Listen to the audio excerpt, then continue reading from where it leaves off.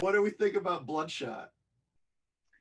I think that the thing that was worst about Bloodshot for me was that I can't recall the title ever. I've called it Deadshot, Bloodhead. Like I can't get it right.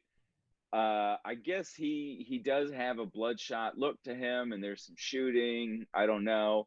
Bloodshot doesn't seem like the best name for this character, right? I Mhm, don't know. That's my initial reaction. mhm. Thoughts? That's fair. You know, there's a lot of like history to the character because it's a early 90s comic book creation, but there's so much behind the scenes stuff that fans of Vin Diesel or even fans of this character, and they exist too. That's the crazy thing to me. Like I knew a kid in high school when I was also in high school who Bloodshot was his favorite comic. And it's like that is against, say, Superman, Batman, Spider-Man, the Hulk, the Avengers, like everything down the list of like if people have a favorite comic or comic character. I never would have imagined if I had not actually met a person who said, "Yeah, Bloodshot's my favorite." Okay, But so we know all those other guys. Give us the quick background on Bloodshot before we even talk about the movie. I came in knowing nothing. I mean, you could pretty quickly pick up on the gist of it, but give us the mhm, background on the comic book real quick. mhm. Okay, so Bloodshot initially is, I believe, a spin-off of an earlier title from the same comic book company, which is Valiant Comics. And the original character was called Rai, Rai, and that was he was like a Japanese, I think maybe immortal samurai type character, or I it was like one of that. those. Yeah, it was one of those things maybe where he wasn't necessarily immortal, but it was like a passing of the torch sort of thing, where it's like one Rai dies, another one rises up. I don't know. I didn't read a lot of it, and I only kind of know about it in passing. Like, I think part of the reason that the company in this movie is called Rising Spirit Technologies is it's Rising Spirit, Rising Sun. There's some sort of Japanese reference there. I think that has something to do with the character of Rai going back to the early 90s. The more interesting thing to me is the behind the scenes sort of hostile takeover that was happening at Valiant Comics in the early 90s because it was a man by the name of Jim Shooter, who I interviewed before at a comic convention. He's been writing comics like since the 60s, like since he was 13 years old, because he read like Legion of Superhero comics. They were terrible. And as a 13-year-old, he sent in better scripts, just didn't tell them how old he was, and got a job, has been writing and working in the industry ever since. He eventually worked his way up to be editor in chief of Marvel Comics, pretty much the top corporate gig you could get as a creative in the 80s, but basically from like 78 to 87. So he was the editor in chief of Marvel Comics at that time. There was not so much a hostile takeover there. He did make an effort to gather funding to buy out Marvel Comics from, I believe, either Revlon or Cadence Industries, or like Cadence also owned Revlon or Coca-Cola. It was, some company that was bigger was trying to sell it off, and he tried to buy it, but some other group got it. So he was ousted from Marvel and started Valiant. So this is where Valiant comes into the picture. So he's got 3+ decades of experience at that point in terms of building a comic book shared universe. And he starts it with some other things you may have heard of. Probably the most popular is Turok the Dinosaur Hunter, who had a couple different video games from Acclaim in the 90s. Turok on Sony Dreamcast, one of the greatest, most fun video games of all time.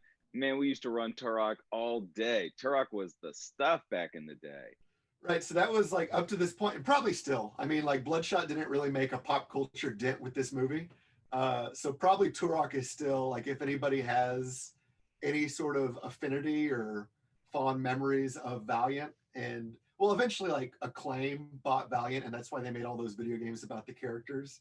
And so he was at Valiant for a couple years, Jim Shooter, and then there was literally a hostile takeover by a man named Steve Masarkey and the attorney who apparently he was sleeping with. Now, So would you say that was roughly as hostile or slightly less hostile than Bloodshot's takeover of Rising in the movie? a little less hostile, to be honest. There Less weren't a hostile. lot of Okay, yeah, okay. yeah, Just wanted to be clear yeah. on Like, are we talking about guns blazing hostility or Right. more of an aggressive corporate maneuvering? It was aggressive corporate maneuvering. This is like getting back to the point of this conversation about the movie, is that after Jim left, one of the first new characters that was developed after he was gone was Bloodshot. And I think we ultimately give creative credit to, I believe, Don Perlin and Bob Layton and Kevin Van Hook. And at least two of those guys have shout outs in the credits in this movie. I think maybe all three of them are in the credits, but then also, special thanks. Although at the beginning, there's no real uh, pedigree for the origin of the character. It doesn't say, like, if a Spawn movie came out, you could be damn well sure it's going to say based on characters created by Todd McFarlane. But in this movie, it just says based on characters appearing in Valiant Comics. And then there's like a line somewhere in the middle where they talk about other agents, and Isa Gonzalez says, like, like Agent Van Hook and Agent Layton. And that's supposed to be enough because they're not getting any money. I can guarantee that too. It's funny because it doesn't really matter what the IP is. And this whole Bloodshot thing is just proof of it. It doesn't matter what the IP is. There's people who have nostalgia for it. Nostalgia literally means the pain from an old wound.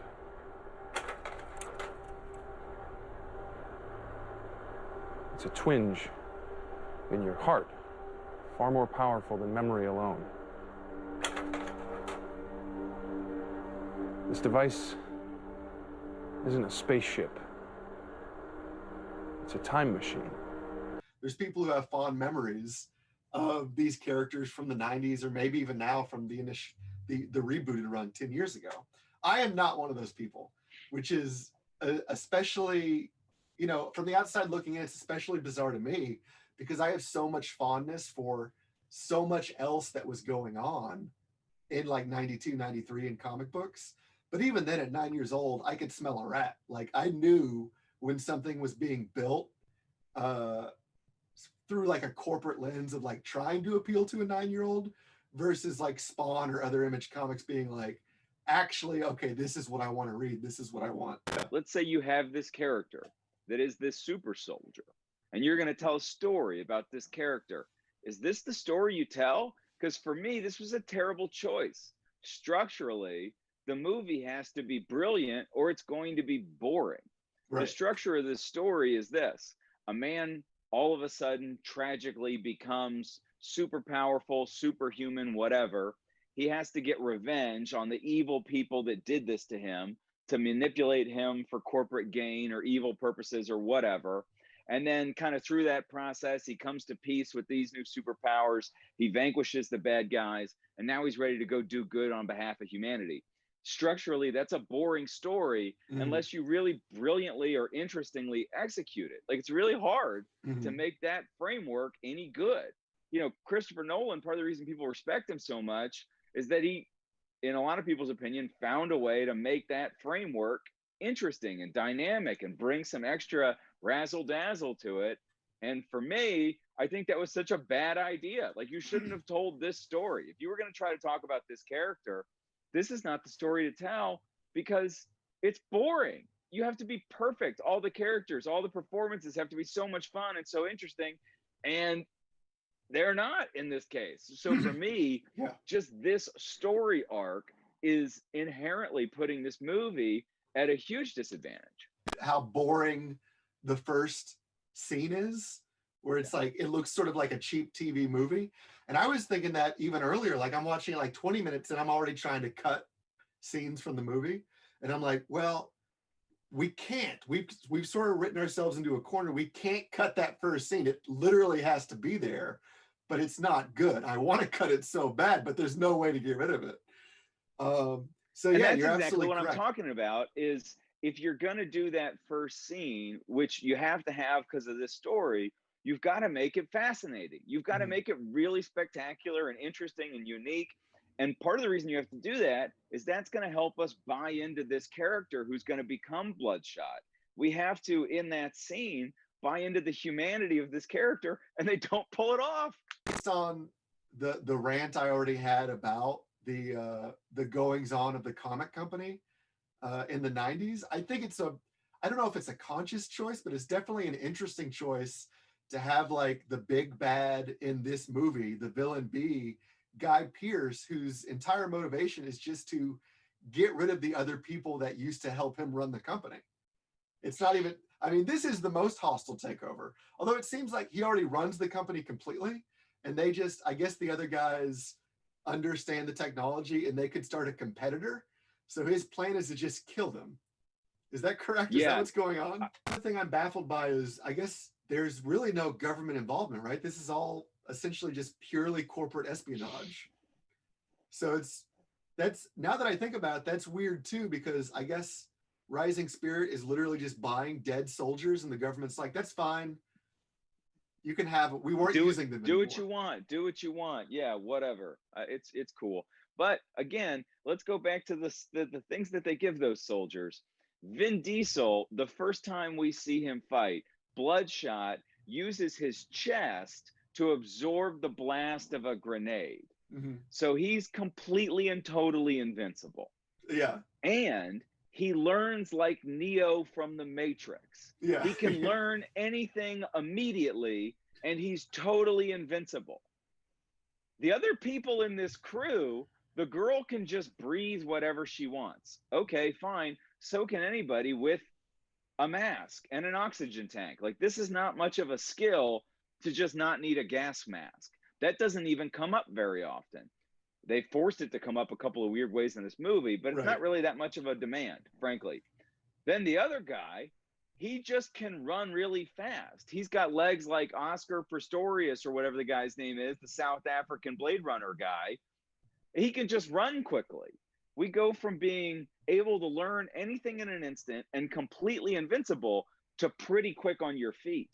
That's a huge range in terms of superheroes. Yeah. I mean, that's true. It's a huge range.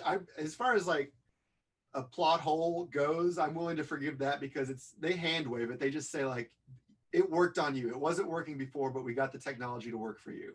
So he's just version 2.0 or 3.0 or whatever it is. And that's all fine. I just don't understand. I get that, like, you know, there's people that leave the military and then they go work for what, like Blackwater or BlackRock or whatever it is. And so they're just, you know, they're mercenaries at that point, and that works for this company too. I just don't know why the governments of the world aren't noticing all this crazy violence and being like, what's with these super soldiers? Wait, are those our dead guys? I just would have rather been like 6 adventures down the road with this character. Yeah. That's my whole feeling. This was a terrible film. Nobody involved should be allowed to make movies as writers, producers, anything. It was really, really bad. There's so many things that they did bad. You got to feel bad for the director, Dave Wilson. I don't. No. Okay. Well, I kind of do, because that's his shot. What was he doing? It's over. He gave it a shot. Yeah, and it's over.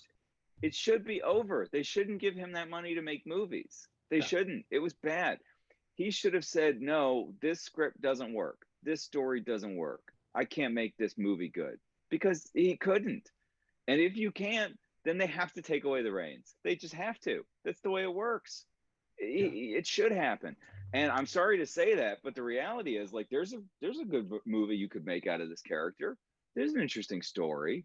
I think you, as a director, definitely take some responsibility for what happened with Guy Pearce's performance. Mm-hmm. You know, I get that maybe Guy Pearce is mailing it in or something like that, but as a director, you've got to fix that. You got to bring something out of that. So no, I definitely blame him. I think he should lose his shot.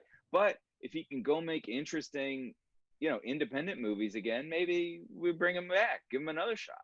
Even if Vin Diesel, the only thing he ever done of note was the Fast and Furious movies, that's a greater contribution than most any actor has ever had to the art of cinema. So I am willing to forgive him these transgressions. Yeah. Like he just keeps trying. I want to give it 2 thumbs down. Okay. 2 thumbs down. Yeah. 0 out of 5 stars. It was horrible.